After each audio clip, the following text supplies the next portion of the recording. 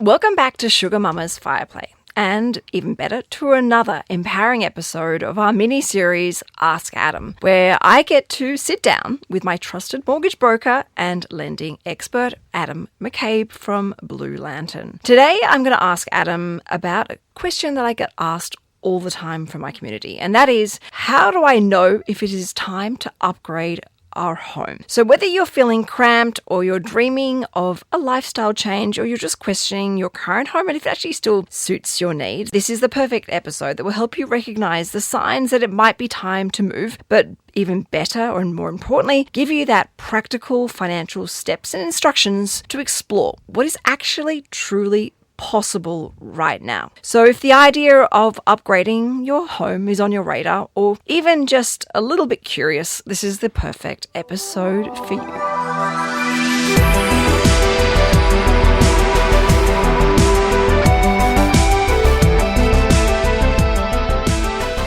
Good morning, Adam. How are you? I'm well, Kenna. How are you? I'm well, thank you. I've got lots of questions to ask you about what's going on in the mortgage market and the property market. But today I really want to focus on that stage of our lives that we all go through just with the natural evolution of life, where we think, you know what, we need more space. We need to move into a bigger home, or we've paid off a large amount of the mortgage and the properties, our home's got up in value. Perhaps we use this as a great opportunity to upgrade to a bigger home or a different area. So I want to talk about like those signs, but then what we need to do from a practical point of view so that we, are very methodical, we're very wise, we don't have any regrets, and we don't sort of get ahead of ourselves and realize that we don't have our ducks lined up correctly. So I guess it's really about making great decisions and being prepared and organized so that, the mortgage process is smooth and easy and we understand what we can do and what we can't do. Yeah. Are you happy with that? Yes, look, it can be a difficult process, upgrading. You need a few things to go your way, selling and buying at the right times and matching up those dates. That's one part. I know, because I've gone through this many times with you being my mortgage broker. We have some stories to share, but we'll save that for another time. So that means I am extremely confident that you know exactly how to break this down, because you and I have gone through this so many times. Let's start with, I guess, the signs that someone might be ready to upgrade their home. Like, what are the typical phone calls that you get from your clients saying? I'd break it into categories, because for mine there's two. So there's the financial category, so cash flow, you've got the ability for to afford a larger mortgage, and the more emotional side, so growing family, moving for an area that's going to have the schools that you're looking to put your kids into, more space, a pool, all those types of things. So there's the emotional side and or family decisions, and financial. Do you ever come across, particularly in an economic environment like this, where people are like, you know what, we've paid off so much of the mortgage, we're comfortable, we feel like we want to stretch ourselves a bit more, and actually, like, it's not emotional, it's more financially driven, or they see that they've, perhaps capitalized on this property it's not that they're currently living in, they're not going to necessarily see much more growth in that, and they want to maybe move into something else and maybe renovate it and maybe flip it like they did previously. Do you see much of that? We do, and they're interesting conversations, because the alternative is be mortgage free. Which sounds really smart. It sounds amazing. Then you do some investing, which is great when you've got no mortgage, or when you do have a mortgage. But which is debt recycling. So, but yes, and the conversations are around, how much will it impact their lifestyle if they're upgrading and they've got no mortgage at the moment. But at the end of the day, if it's a family decision that's necessary, then go for it. So how do you then work out whether it's an ego-driven pull, like a bigger home, a better suburb, a better opportunity, or it's like actually financially sound, like actually this is the right move for our goals? Like, how would you talk a client through that decision process? Yeah, it's tricky. I mean, when you're upgrading, if you think about a lifespan of a mortgage, ideally you want to be 20 to 25 years if you can, up to 30. So taking out another mortgage after paying so much of one off is a big decision. Particularly like if you're in your 50s, because that would mean... Correct. Then you're looking at what's retirement. 85 and still a mortgage. Yeah, what's the retirement look like? But obviously if you're upgrading, then, at the same time, when you get to retirement, then there's the option of downgrading, which a lot of people do. You don't want to be left with a massive house that takes a lot to upkeep, Oh, the maintenance. maintenance costs. So look, there's the option to downgrade again as well. But I think you just want to be making sensible decisions that while you're upgrading, that you still have, you're not putting too much of your cash flow into the mortgage just to upgrade. And that's because you become a slave. Yeah, look, and as kids get older, education costs can go up. You've got to replace cars. You want to do family holidays.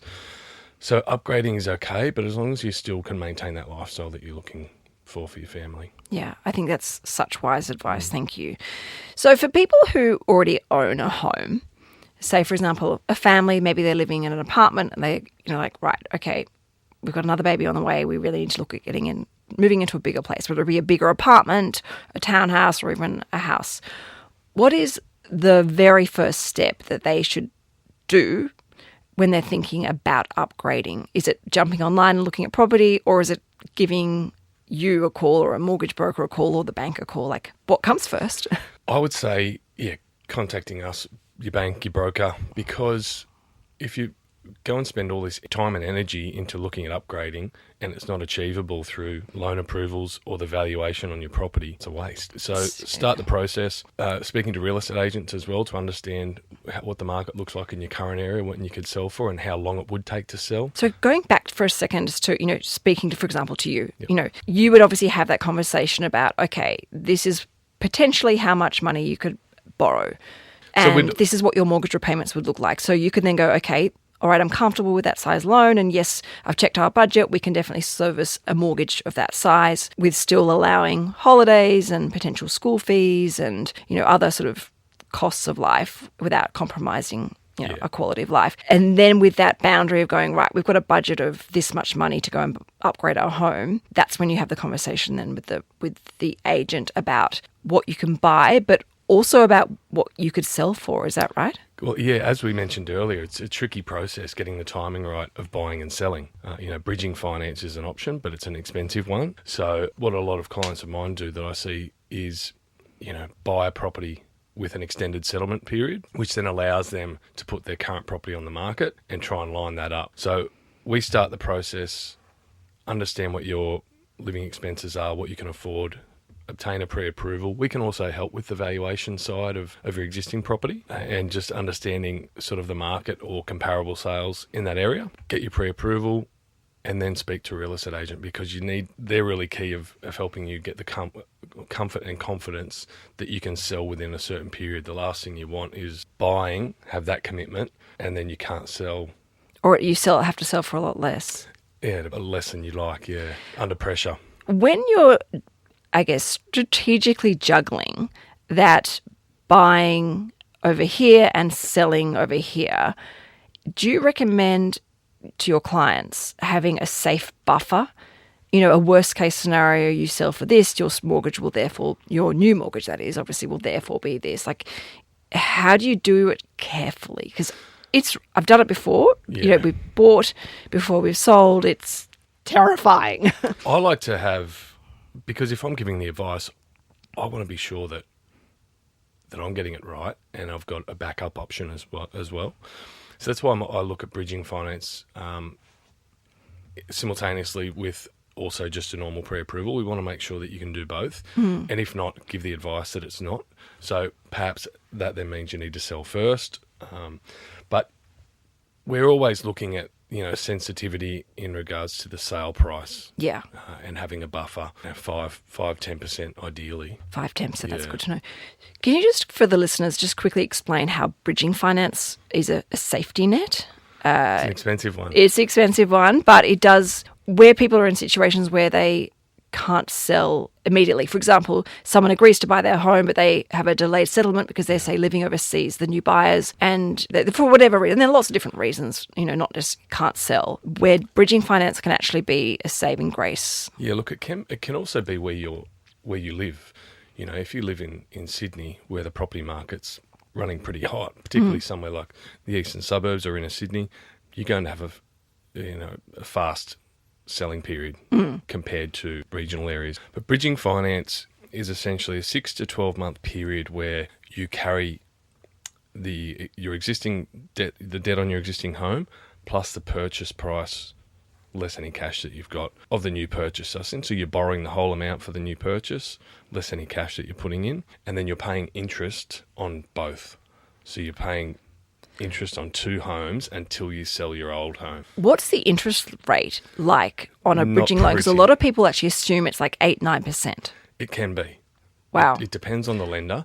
But And on how good a mortgage broker you have. correct. The lenders have pulled back, maybe not pulled back, but their discounting on bridging debt has eased, and some lenders don't provide discounts at all. So you're paying like what we would call a base variable rate or a standard variable rate without any discount margin applied. So that can be 8 to 9%. Ouch. It's expensive. Yeah. But obviously the bank's carrying a greater risk because if you don't sell within that bridging period, the approved bridging period of 6 to 12 months, then they can come in and forcibly sell for you. Okay. That can mean a much lower sale price. Or, it also can be, it buys you time though, if you are stuck in between two properties. Look, sometimes it's just a necessary evil. Yeah. A opportunity cost. If you can't, because when you're buying this new home, if the seller doesn't want to give you an extended period and you desperately want the home, then you just take it. Then you've got 42 days, whatever state you're in. But that's when bridging finance is necessary because you don't have enough time to sell at a shorter period.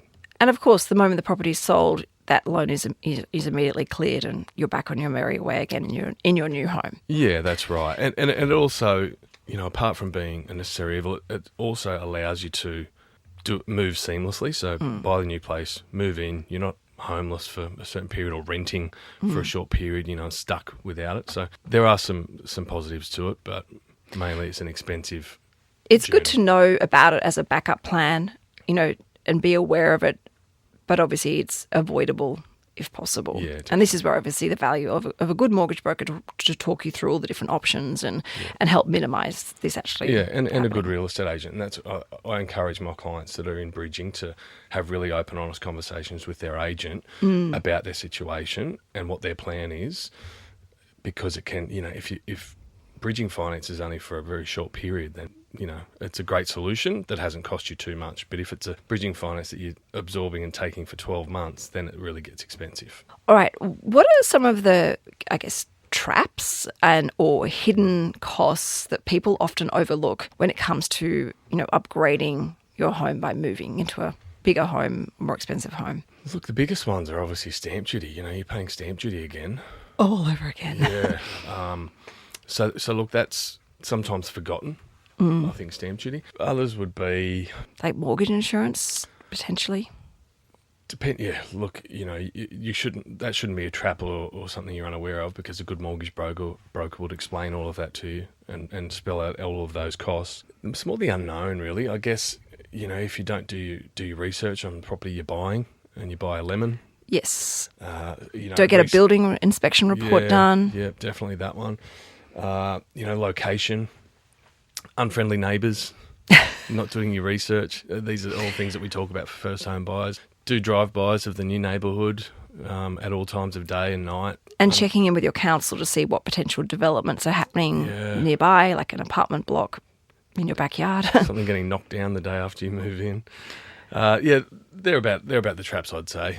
The trap that Tom and I went through with our home in upgrading our home, which I'm pretty sure you're aware of because you're a mortgage broker, was we got a building and pest inspection done and it was fine, but because we had a delayed settlement in moving in, and it was during, I always get this mixed up, La Nina or El Nino, where it was raining. So during that delayed settlement period, the roof had all these leaks that they didn't know about, and fair enough, but we only discovered the water damage after we had settled and moved in, and we, walked into, 2 meters by 1 meter of just black mold. Nasty. And, I think we went through, $100 and something thousand worth of repairs in finding all these bits. But this is just one of the risks, because I guess it's one of the risks that people don't talk about when it comes to a delayed settlement and the importance of having those reports done, which we did, but because the damage was actually done after having that report done. So you've got to be so careful. Really good point. The black mold one is interesting because it's so common in Sydney. Oh, yeah. Just doing in your inspection, looking in little corners and ceiling.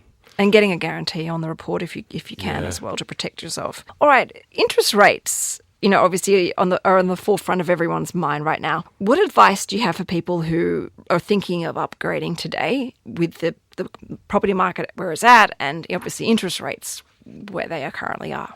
Look, interest rates are interesting. We're starting to see a bit of competition come back with discounts. Oh, tell me more. We want savings. Yeah, so I've talked about this before. You get lenders or banks who have got reporting to their shareholders on the horizon. They're the ones that I find are a bit greedy. I wouldn't say greedy, but you can say whatever you like. There's no judgment greedy here. was the wrong word. They're the ones that are willing to dig a bit deeper to win new customers. Mm-hmm. And they want to win them in big numbers. So when we see that, it's a real opportunity to get a really good deal. Because they're digging deeper than the norm. It would then indicate that it's an interest rate. It's not going to be there for long, so it might be a 1 or 2 month offer. But for me, I love that because it more or less means that you shouldn't need to be changing lenders for quite a number of years to beat what that variable rate would be. So it really means that you can sort of nestle in with one bank for the long haul, which is what you want to do. The less you're refinancing, the better. So it gives you some stability and length of just debt reduction without resetting your mortgage. But it should mean that you're getting that interest rate for a long time, a good discount. So if you're not getting that discount, you should be on the phone asking. Yes. That loyalty tax. And that's when you've got to learn how to bluff, basically say that you're willing to move, you're looking at other lenders. You can't just call and ask for a better rate. Yeah.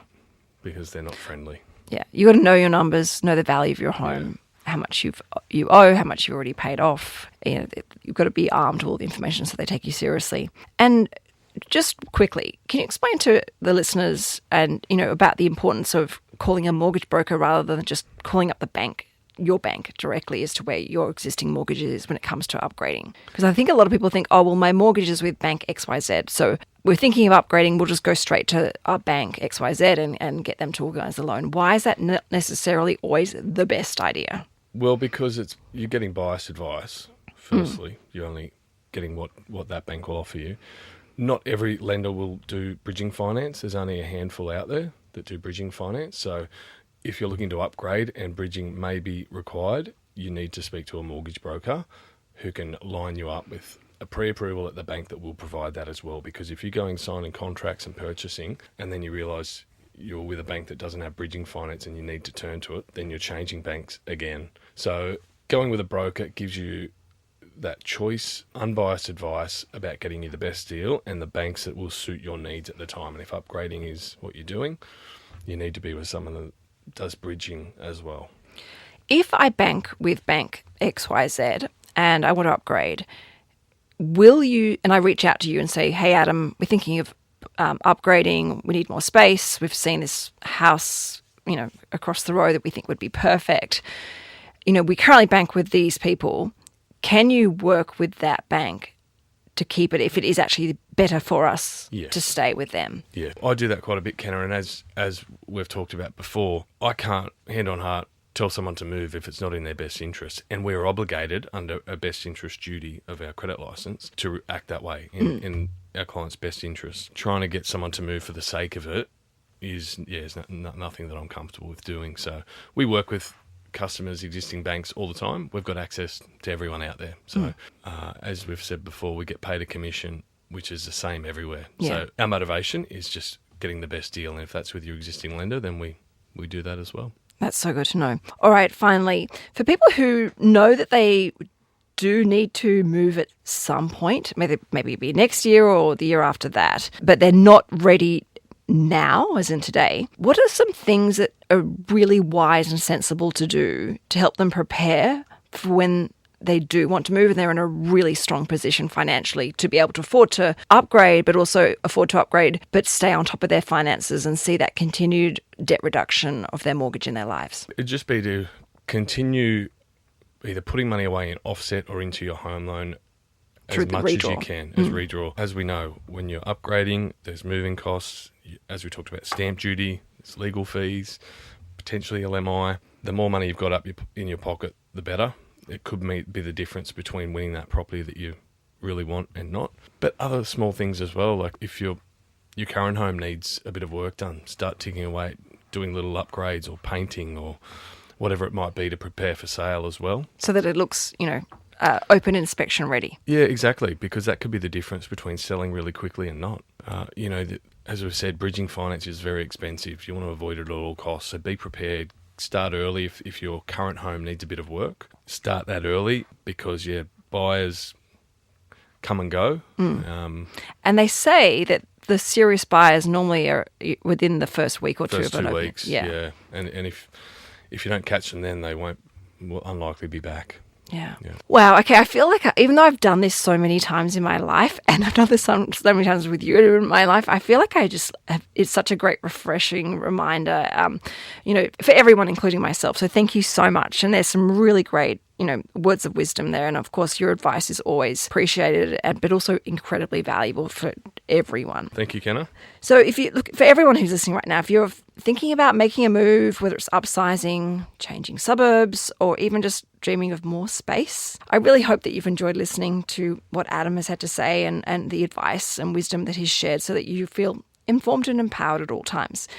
And if you ever want tailored expert support for your own situation, if it's upgrading, looking at debt recycling, refinancing, or even looking at gearing for self-managed super funds, I can't recommend Adam, of course, and his team at Blue Lantern. And no, this is not sponsored at all. I'm just happy to recommend someone that I know is going to take great care of you and you're going to get quality, independent advice. And everyone that's met Adam and his team know how much they genuinely care and the level of detail and, of course, support in educating you around your loan so that you know how to use it to your financial advantage. And hopefully you get to eventually say goodbye to that home loan and work on your other exciting financial goals. So as always, I always put Adam's details because I get DM'd all the time asking for his email address and phone number. So I'm just going to put it there for you so you can access it directly. And for anyone that is interested in putting through some questions for Adam to answer as part of Ask Adam series, feel free to send them to me or to even Adam directly. Thanks again, Adam, of course, for sharing your wisdom. And thank you everyone for tuning in. Until next time, keep that financial fire burning bright. This is Ask Adam as Sugar Mama's Fireplay series.